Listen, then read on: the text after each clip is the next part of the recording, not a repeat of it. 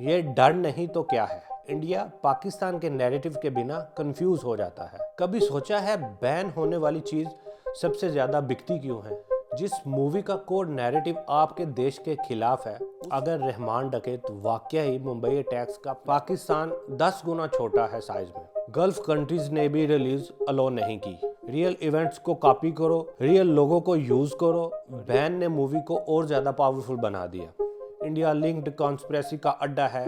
और जब स्टीरियोटाइप बिकता है, पास्ट में प्रॉब्लम्स रही हैं, क्राइम भी रहा है, क्योंकि जब सिनेमा सिर्फ एंटरटेनमेंट ना रहे, धुरंधर में मेजर इकबाल को, और जब हिस्ट्री को तोड़ मोड़ कर यूज किया जाए, रहमान डकैत, डॉक्यूमेंटेड आईएसआई, चौधरी असलम पाकिस्तान में एक्सट्रीमिज्म, ये एक डेड मैन की रेपुटेशन पर एक्सपेरिमेंट है। आदित्य दार जो है वो एक चीज को समझ गया है, पाकिस्तान को विलन बनाने से, इसलिए ये कहना एक्यूरेट होगा। एक सेकंड के लिए अगर आप सोचो, और सबसे इम्पोर्टेंट, आपका गुस्सा कहाँ जाएगा? सवाल ये है, हम क्या देख रहे हैं? एक सिंपल सवाल पूछता हूँ, अगर धुरंधर सिर्फ फिक्शन है, सिर्फ एंटरटेनमेंट है, सिर्फ इमेजिनेशंस है, तो पाकिस्तान में बैन क्यों? गल्फ कंट्रीज ने रिलीज क्यों रोक दी? और सबसे इम्पोर्टेंट, इंडिया में 700 से 750 करोड़ का बॉक्स ऑफिस क्यों? ये सिर्फ मूवी के बारे में नहीं है, ये उस मार्केट के बारे में भी है जहां नफरत भी कमोडिटी बन चुकी है। कभी सोचा है बैन होने वाली चीज सबसे ज्यादा बिकती क्यों है? पाकिस्तान ने धुरंधर बैन कर दी, गल्फ कंट्रीज ने भी रिलीज अलो नहीं की। अब बॉलीवुड का रिस्पांस प्रीडिक्टेबल था, फ्रीडम ऑफ एक्सप्रेशन पर अटैक, आर्ट को रोका जा रहा है। लेकिन सच ये है, कोई भी कंट्री अपनी पब्लिक के सामने डायरेक्ट हॉस्टाइल नैरेटिव अलो नहीं करती। अगर कल पाकिस्तान एक मूवी बनाए जिसमें इंडियन एजेंसीज विलन हो, इंडियन सिटीज टेरर हब्स दिखाया जाए, और एंड पे बोला जाए फिक्शन है, तो इंडिया अलो करेगा? बिल्कुल नहीं। तो जब दूसरा कंट्री सेम करता है, तो अचानक वो इंटॉलरेंस हो जाता है। और अब सबसे इंटरेस्टिंग आयरनी, बैन ने मूवी को और ज्यादा पावरफुल बना दिया।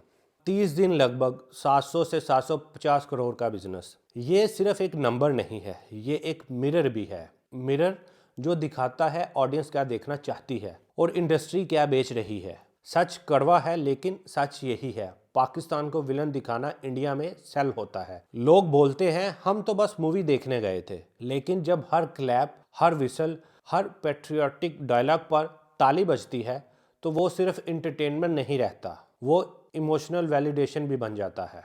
और जब ऑडियंस वैलिडेट करती है, तो इंडस्ट्री और ज़्यादा एक्सट्रीम हो जाती है। यहाँ पे एक अनकंफर्टेबल सच भी है जो कि पाकिस्तान के रिलेटेड है। पाकिस्तान में टिकटॉकर्स, सेलिब्रिटीज, इन्फ्लुएंसर्स, इवन के कुछ पॉलिटिशियंस मूवी के सॉन्ग क्लिप्स पर रील प्रमोट कर रहे हैं। मैं ये नहीं कह रहा कि वो नफरत फैला रहे हैं या उनकी नीयत गलत है, लेकिन मसला ये है, पूरा कॉन्टेक्स्ट समझे बिना चीज को प्रमोट करना। जिस मूवी का कोर नैरेटिव आपके देश के खिलाफ है, उसके गाने वायरल करना इनोसेंस नहीं, इग्नोरेंस के करीब होता है। और सबसे ज्यादा डैमेज होता है जब एक जगह को झूठी तस्वीर में दिखाया जाए। मूवी में लियारी को दिखाया गया है वो एक टेरर हब है, उसमें क्राइम्स की फैक्ट्री है, इंडिया लिंक्ड कॉन्स्पिरेसी का अड्डा है। लेकिन अब सच सुनो, लियारी कराची पाकिस्तान का ओल्डेस्ट नेबरहुड है, फुटबॉल और बॉक्सिंग का सेंटर है, पॉलिटिकल स्ट्रगल का सिंबल हो सकता है, आर्टिस्ट, प्लेयर्स और वर्कर्स का शहर है। पास्ट में प्रॉब्लम्स रही हैं, क्राइम भी रहा है, लेकिन लियारी का इंडिया से कुछ लेना देना नहीं, ना कोई टेरर प्लानिंग, ना क्रॉसिंग बॉर्डर कॉन्स्पिरेसी। लियारी को यूज किया गया सिर्फ एक विजुअल स्टीरियोटाइप के लिए, क्योंकि ऑडियंस को कॉन्टेक्स्ट नहीं चाहिए होता, उन्हें सिर्फ एक डार्क लोकेशन चाहिए होती है जहां पे विलन बैठ सके। और जब स्टीरियोटाइप बिकता है, तो सच इररेलेवेंट हो जाता है। आप जरा सोचो इस कंट्राडिक्शन को। पाकिस्तान 10 गुना छोटा है साइज में, इकोनॉमी भी इंडिया से कमज़ोर है, पॉपुलेशन भी इंडिया से कम है, फिर भी मूवीज़ का सेंटर पाकिस्तान, न्यूज़ का सेंटर पाकिस्तान, पॉलिटिशियंस का सेंटर पाकिस्तान। ये डर नहीं तो क्या है? अगर पाकिस्तान इतना ही इररेलेवेंट है, तो हर कहानी का एक्सेस वही क्यों? सच ये है, पाकिस्तान एक कॉन्विनेंट इकोनॉमी है, और कॉन्विनेंट एनिमी को कभी रिटायर नहीं किया जाता। कहानी यहाँ ख़त्म नहीं होती, यहाँ समझ आना शुरू होती है। क्योंकि जब सिनेमा सिर्फ एंटरटेनमेंट ना रहे, जब वो हिस्ट्री लिखने लगे, जब वो दुश्मन डिफाइन करने लगे, तो सवाल सिर्फ फिल्म का नहीं होता, जिम्मेदारी का भी होता है। अब हम उन नामों की बात करेंगे जो स्क्रीन पर आए लेकिन जिनकी कहानी पूरी नहीं बताई गई। धुरंधर में मेजर इकबाल को आईएसआई का हाई लेवल एजेंट दिखाया गया, जो प्लानिंग, एग्जीक्यूशन और टेरर नेटवर्क्स का मास्टरमाइंड है। पाकिस्तान आर्मी में या आईएसआई में इस नाम का कोई कंफर्म्ड फिगर नहीं मिलता जो मूवी के कैरेक्टर को डायरेक्टली मैच करे या फिर मेजर इकबाल के रोल को। तो फिर मेजर इकबाल का रोल क्या है? ये एक सिंबॉलिक कैरेक्टर है, लेकिन सिंबल किसका? हर नेगेटिव सेक्शन को एक मुस्लिम साउंडिंग, पाकिस्तानी साउंडिंग नेम से जोड़ देना। ये सिर्फ कॉन्ट्रडिक्शन नहीं होता, सिनेमा में नाम भी नैरेटिव ही होते हैं। और जब हर बार आप इकबाल, रहमान, असलम नेगेटिव फेम में आएंगे तो ऑडियंस के सबकॉन्शियस में मैसेज क्लियर होता है। और जब हिस्ट्री को तोड़ मोड़ कर यूज किया जाए तो कंफ्यूजन जानबूझकर क्रिएट की जाती है। रहमान डकैत, जो officially famous documented ISI officer या टॉप लेवल मिलिटेंट लीडर नहीं था, या कोई single globally known mastermind figure नहीं था, बल्कि एक लोकलाइज्ड एक्सट्रीमिस्ट नेटवर्क का हिस्सा माना जाता था। इसके बारे में कोई सॉलिड 1 पेज ऑफिशियल प्रोफाइल कभी पब्लिक नहीं की गई, जैसे टॉप टेररिस्ट के केस में होता है। इस वजह से इसके नाम को फिल्म में इजीली ट्विस्ट किया जा सकता है। 2010 या 2012 के दरमियान कराची में सिक्योरिटी फोर्सेस के ऑपरेशन के दौरान या फिर राइवल मिलिटेंट शूटआउट में उसकी डेथ हो गई। उसकी डेथ कोई हाई प्रोफाइल नेशनल इवेंट नहीं था। मीडिया कवरेज भी लिमिटेड रही, मतलब ना कोई स्टेट फ्यूनरल, ना कोई ग्लोबल अटेंशन, सिर्फ एक एक्सट्रीमिस्ट जो सिस्टम के अंदर ही खत्म हो गया। अगर रहमान डकैत वाकया ही मुंबई अटैक्स का प्लानर होता, आईएसआई हाई रैंकिंग एसेट होता, इंटरनेशनल टेररिस्ट का मास्टरमाइंड होता, तो यूएन सेक्शन लिस्ट में उसका नाम होता, इंटरपोल नोटिस होते उसके खिलाफ, ग्लोबल इंटेलिजेंस में उसका नाम होता। ऐसा कुछ नहीं है। और फिर आते हैं सबसे सेंसिटिव नेम चौधरी असलम पर।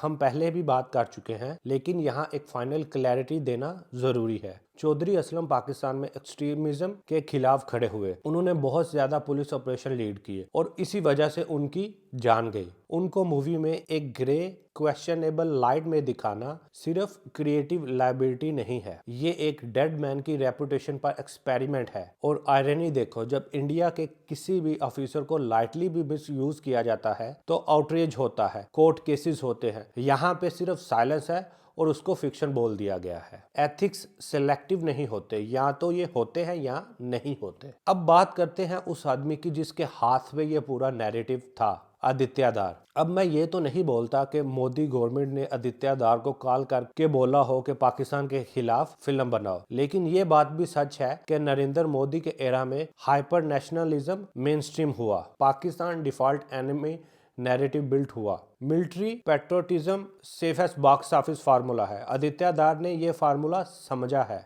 आदित्य दार जो है वो एक चीज को समझ गया है, पाकिस्तान को विलन बनाने से पॉलिटिकल बैकफ्लैश खत्म हो जाता है, सेंसर बोर्ड की प्रॉब्लम्स खत्म हो जाती हैं, बॉयकॉट का खतरा खत्म हो जाता है। कंपेयर करो अगर वो इंडियन सिस्टम फेलियर पर एक फिल्म बनाए तो, या इंटरनल रूट्स पर, या स्टेट वायलेंस दिखाए तो, उससे एफआईआर आएगी, ट्वीट आउटरेज आएगा, कोर्ट केसेस होंगे, एंटी नेशनलिज्म का टैग लगेगा। पाकिस्तान का नैरेटिव जो है वो एक लो रिस्क नैरेटिव है और उसमें रिवार्ड हाईएस्ट मिलेगा आपको। अगर आदित्य दार पाकिस्तान के एलिगेशन को फिक्शन बना सकता है, आईएसआई को मास्टरमाइंड दिखा सकता है, तो रा के एलिगेशन को फिक्शन क्यों नहीं बना सकता? बलूचिस्तान एंगल क्यों नहीं? सिंपल जवाब है, क्योंकि वो एक कैरियर सुसाइड होता। इसलिए ये सेंसरशिप नहीं, सेल्फ सेंसरशिप है। इसलिए ये कहना एक्यूरेट होगा, मोदी एरा पॉलिटिकल क्लाइमेट ने पाकिस्तान सेंट्रिक सिनेमा को बहुत ज्यादा प्रॉफिटेबल और सेफ बना दिया है। इसलिए फिल्म मेकर्स वॉलेंटरी उस डायरेक्शन में जा रहे हैं। प्रोपेगेंडा तब डेंजरस होता है जब वो स्टेट ऑर्डर होता है और जब वो अनक्वेश्चन्ड होता है। यहाँ वो मार्केट ऑर्डर्ड है जो कभी कभी और ज्यादा पावरफुल होता है।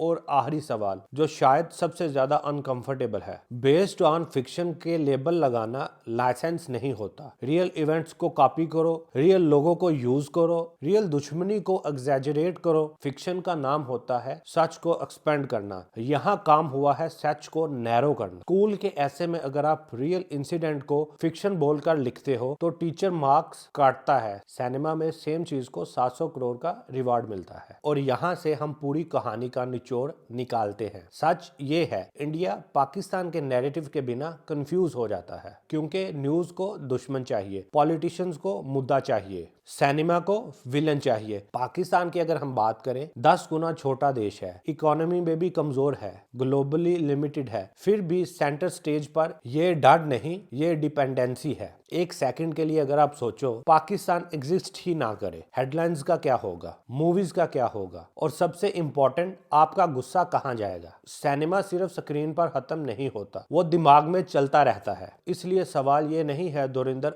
अच्छी फिल्म है या बुरी, सवाल ये है हम क्या देख रहे हैं और क्यों देख रहे हैं। अगर आप यहाँ तक आए हो तो आप सिर्फ ऑडियंस नहीं हो, आप सोचने वाले इंसान हो, और सोचना सबसे बड़ी आजादी होता है।